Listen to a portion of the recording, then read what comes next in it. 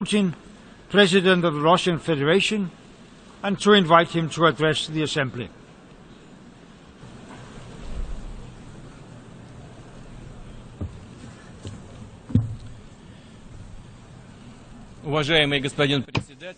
Your Excellency, Mr. President, Your Excellency, Mr. Secretary General, distinguished heads of state and government, ladies and gentlemen, the 70th anniversary of the United Nations is a good occasion to both take stock of history and talk about our common future. In 1945, the countries that defeated Nazism joined their efforts to lay solid foundations for the post-war world order. Let me remind you that the key decisions on the principles guiding the cooperation among states, as well as on the establishment of the United Nations, were made in our country, in Yalta, at the meeting of the anti-Hitler coalition leaders. The Yalta system was actually won in travail. It was won at the cost of tens of millions of lives and 2 world wars. They swept through the planet in the 20th century. Let us be fair. It helped the humanity through turbulent, at times dramatic, events of the last 7 decades. It saved the world from large-scale upheavals. The United Nations is unique in its legitimacy, representation, and universality. It is true that lately the UN has been widely criticized for supposedly not being efficient enough and for the fact that the decision-making on fundamental issues stalls due to insurmountable differences, first of all among the members of the Security Council. However, I would like to point out that there have always been differences in the UN throughout all these 70 years of existence. The veto right has always been exercised by the United States, the United Kingdom, France, China, the Soviet Union and Russia later alike. It is absolutely natural for so diverse and representative an organization.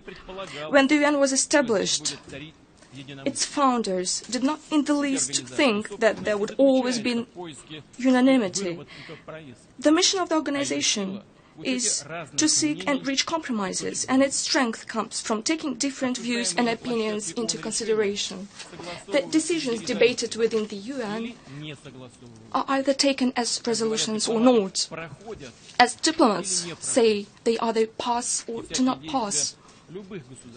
Whatever actions any state might take by passing this procedure are illegitimate. They run counter to the UN Charter and defy international law. We all know that after the end of the Cold War, everyone is aware of that, a single center of domination emerged in the world, and then those who found themselves at the top of the pyramid were tempted to think that if they were so strong and exceptional, they knew better, and they do not have to reckon with the UN, which instead of automatically authorize and legitimize the necessary decisions, often creates obstacles, or in other words, stands in the way.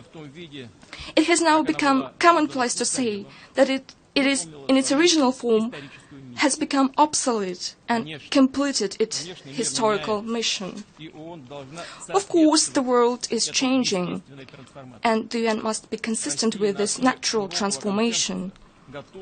Russia stands ready to work together with its partners on the basis of broad consensus. But we consider the attempts to undermine the legitimacy of the United Nations as extremely dangerous. They could lead to a collapse of the entire architecture of international relations, and then, indeed, there would be no other rules left but the rule of force.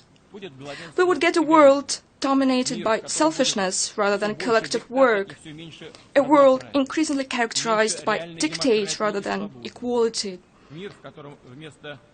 there would be less of genuine democracy and freedom, and there would be a world where truly independent states would be replaced by an ever-growing number of de facto protectorates and externally controlled territories. What is the state sovereignty, after all, that has been mentioned by our colleagues here? It is basically about freedom and the right to choose freely one's own future for every person, nation, or state. By the way, dear colleagues, the same holds true of the question of the so-called legitimacy of state authority. One should not play with or manipulate words. Every term in international law and international affairs should be clear, transparent, and have uniformly understood criteria. We are all different, and we should respect that. No one has to conform to a single development model that someone has once and for all recognized as the only right one. We should all remember what our past has taught us. We also remember certain episodes from the history of the Soviet Union, social experiments for export, attempts to push for changes within other countries based on ideological preferences, often led to tragic consequences and to degradation rather than progress. It seems, however, that far from learning from others' mistakes, everyone just keeps repeating them.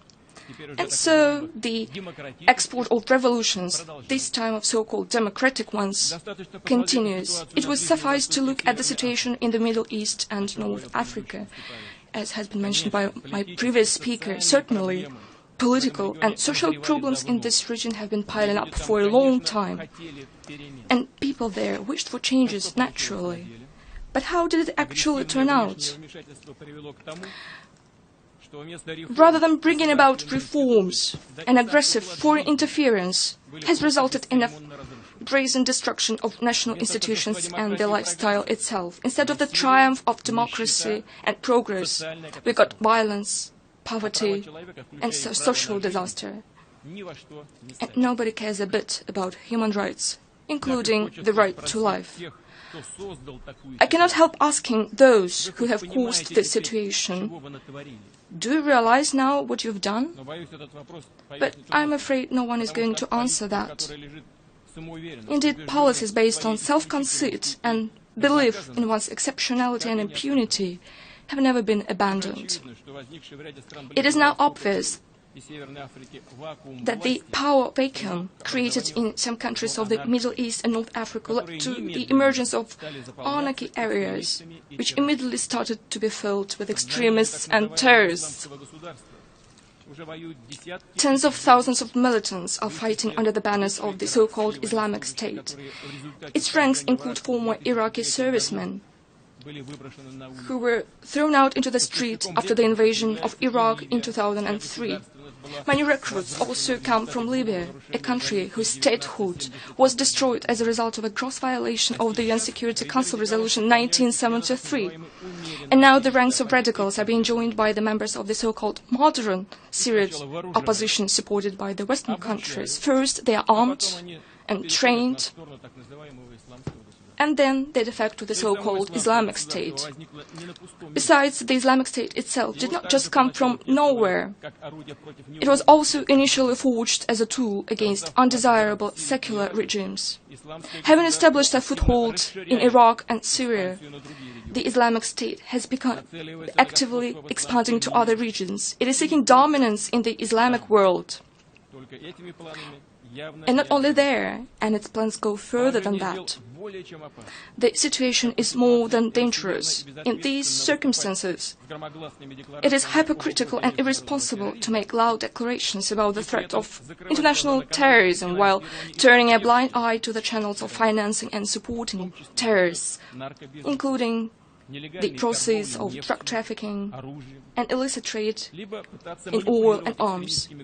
It would be equally irresponsible to try to manipulate extremist groups and place them at one's service in order to achieve one's own political goals in the hope of later dealing with them or, in other words, liquidating them. To those who do so, I would like to say, dear sirs, no doubt you're dealing with rough and cruel people, but they are no way primitive or silly. They are just as clever as you are, and you never know who is manipulating whom. And the recent data on arms transfer to this most moderate opposition is the best proof of it. We believe that any attempts to play games with terrorists, let alone to arm them, are not just short-sighted, but fire hazardous. This may result in the global terrorist threat increasing dramatically and engulfing new regions, especially given that Islamic State camps train militants from many countries, including the European countries. Unfortunately, dear colleagues, I have to put it frankly, Russia is not an exception. We cannot allow these criminals who already tasted blood to return back home and continue their evil doings.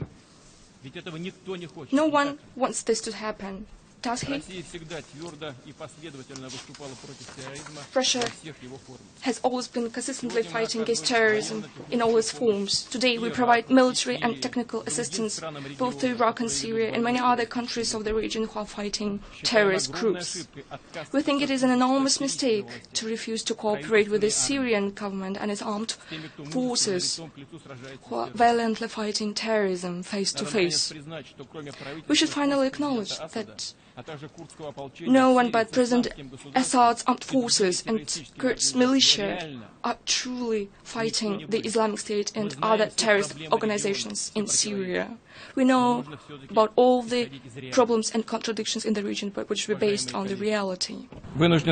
Dear colleagues, I must note that such an honest and frank approach of Russia has been recently used as a pretext to accuse it of its growing ambitions, as if those who say it have no ambitions at all.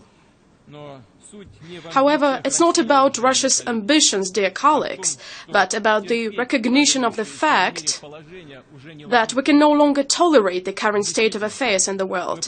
What we actually propose is to be guided by common values and common interests rather than ambitions. On the basis of international law, we must join efforts to address the problems that all of us are facing and create a genuinely broad international coalition against terrorism. Similar to the anti-Hitler coalition, it could unite a broad range of forces that are resolutely resisting those who, just like the Nazis, sow evil and hatred of humankind.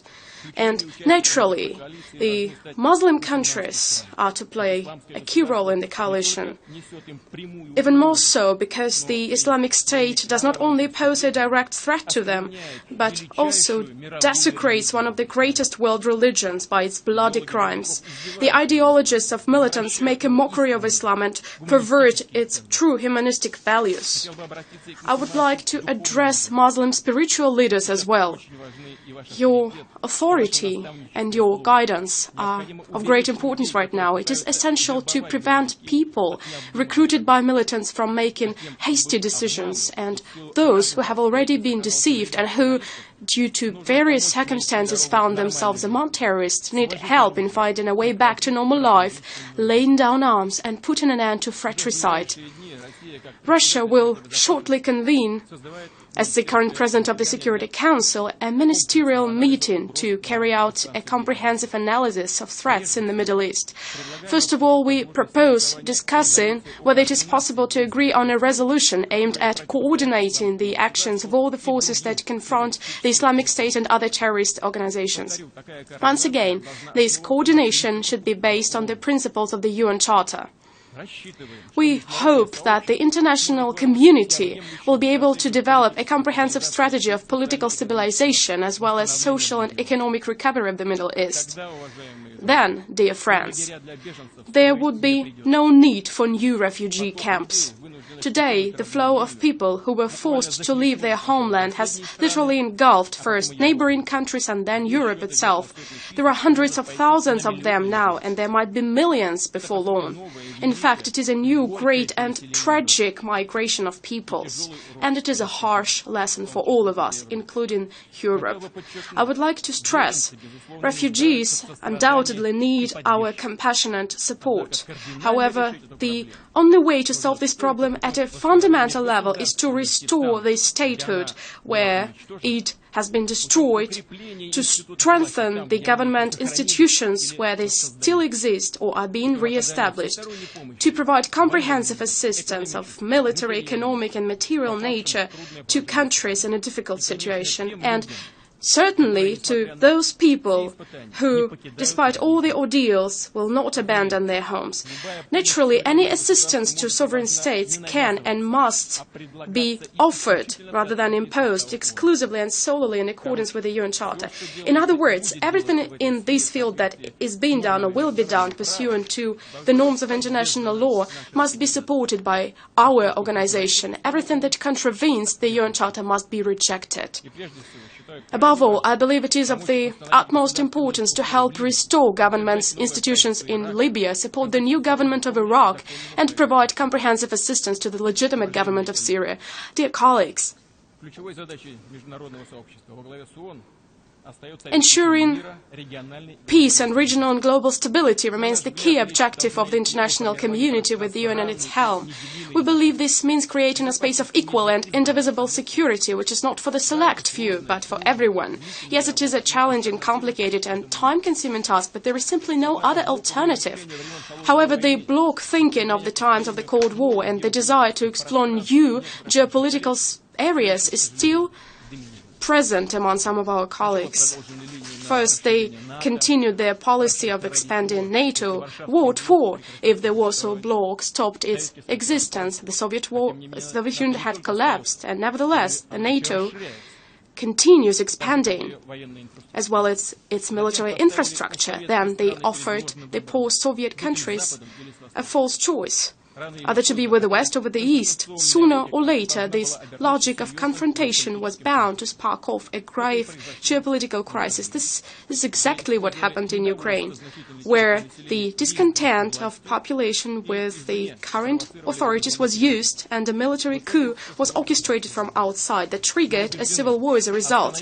We are confident that only through full and faithful implementation of the Minsk agreements of February 12, 2015, can we put an end to the bloodshed and find a way out of the deadlock.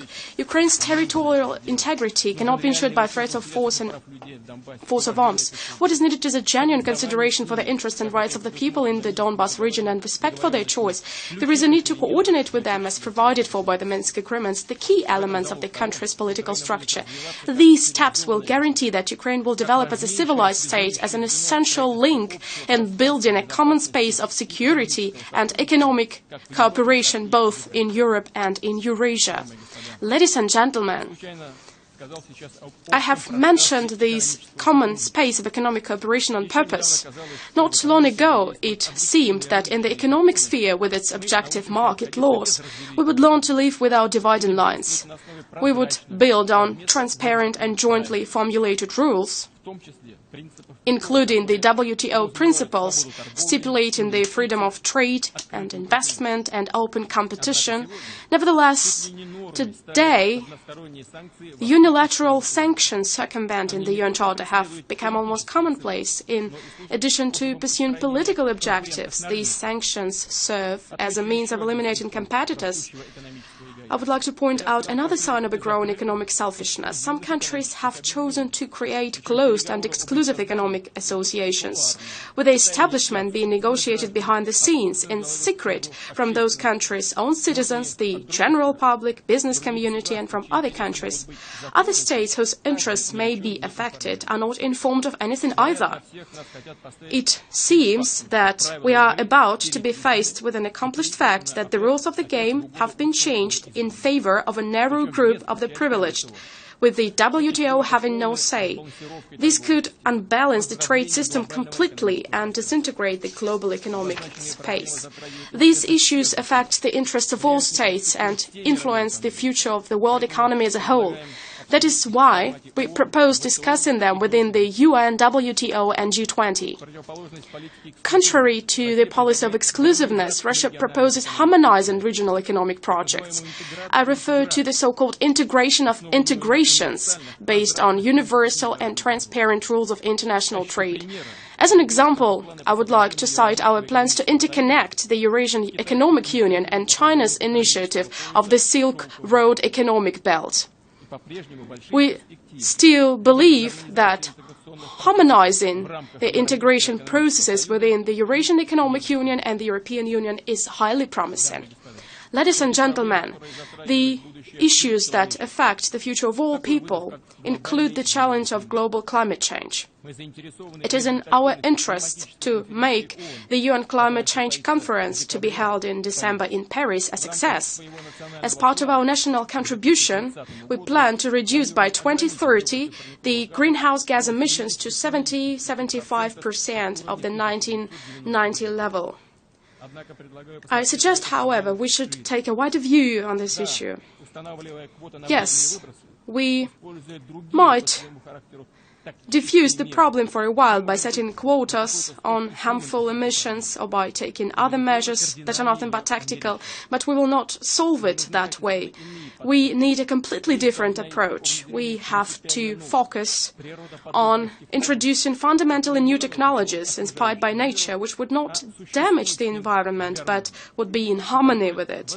Also, they would allow us to restore the balance between the biosphere and technosphere upset by human activities. It is indeed a challenge of planetary scope, but I'm confident that humankind has intellectual potential to address it. We need to join our efforts. I refer first of all to the states that have a solid research basis and that have made significant advances in fundamental science. We propose convening a special forum under the UN auspices for a comprehensive consideration of the issues related to the depletion of natural resources, destruction of habitat and climate change. Russia would be ready to co-sponsor such a forum. Ladies and gentlemen, colleagues, it was on the 10th of January 1946 in London that the UN General Assembly gathered for its first session.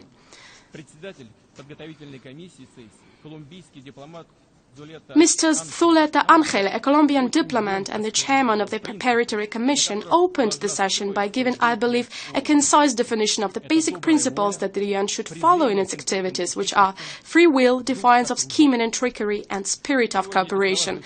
Today, his words sound as a guidance for all of us. Russia believes in the huge potential of the United Nations, which should help us avoid a new global confrontation and engage in strategic cooperation. Together with other countries, we will consistently work towards strengthening the central coordinating role of the UN.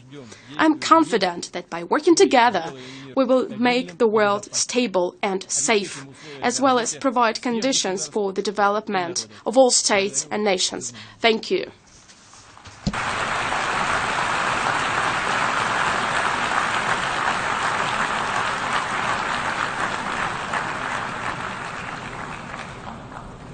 On behalf of the General Assembly, I wish to thank the President of the Russian Federation for the statement just made. May I request representatives to remain seated while we greet the President.